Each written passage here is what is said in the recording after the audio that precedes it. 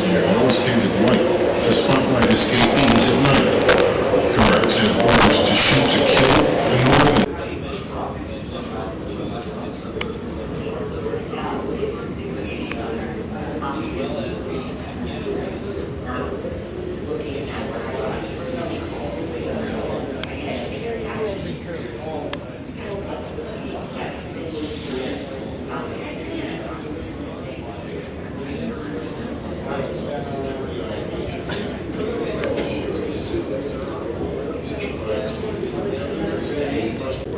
you really have to shift the way you look at these things. That's a tall order for any agency, especially one with 100 years worth of culture, that has been fairly successful in that in the years after 9/11, they prevented dozens of plots, which have become scores of plots that might not have been detected on the real model. Al-Qaeda has been forced to evolve dramatically and didn't want to do small attacks. It now has to because the U.S. has been so successful in disrupting and unraveling. Very successful in that in the years after 9/11, they prevented dozens of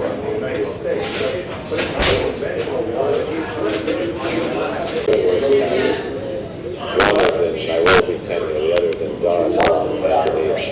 What is the issue with East Africa that would make these two entities larger? And I thought for a second, I said, South Peter Jones has no issue with down east. That makes you remember that interview we did almost 2 months ago, back in May, with Osama bin Laden. He declared war in America and the justice system. And tells FBI Director Robert Mueller that he must sort of reprioritize the entire FBI around keeping the nation safe and preventing the next attack. After 9/11, the FBI was criticized from within for missing warning signs that might have prevented the Armistice meeting during the American Revolution. It becomes important July 1776 when the colonists realized finally that, the delays, trying to get more support for independence, all this has to come to an end. We've got to make a decision. So the final debates over American independence are going to take place in this room the early days of July 1776. They actually went on, guys, for about 3 or 4 days between the 1st and the 4th. And those arguments, guys, were pretty intense because even now, after everything that had happened, even now, when most of the delegates here were now ready to declare independence, there were still a few men that just couldn't do it. They just didn't think this was a good idea. They didn't think at this particular moment in time that this was the best option. They didn't think we could win a fight against Great Britain. And so those concerns, folks, come out right here in July of 1776. And so you can imagine the arguments get pretty intense. And Benjamin Franklin's been staring at him, but he can't tell if the sun is supposed to be rising or setting. And that's troubling. The last day he makes up his mind. The Constitution is being signed, and Franklin has heard remarking to his friends that I now have the happiness to know that it is a rising and not a setting sun.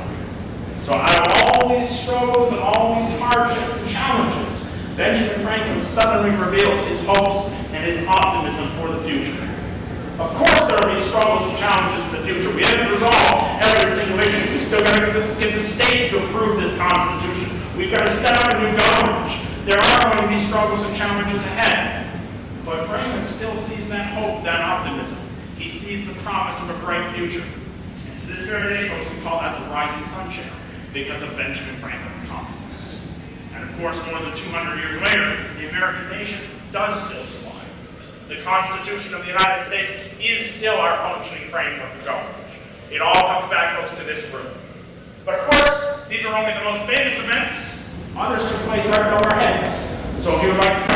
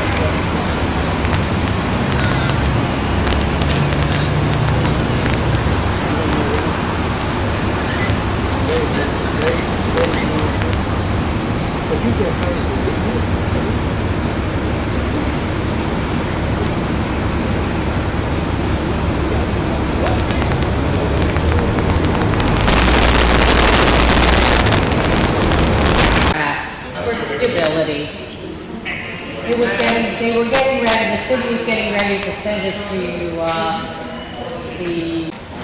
so they did that.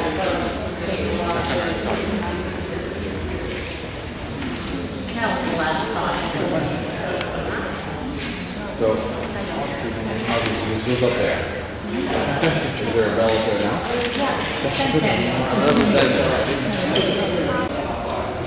Liberty Elevator will be closing in 10 minutes.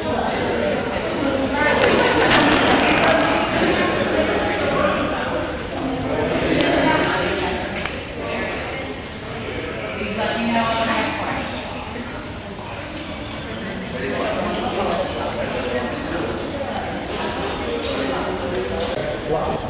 You bet. Do you mind taking a picture?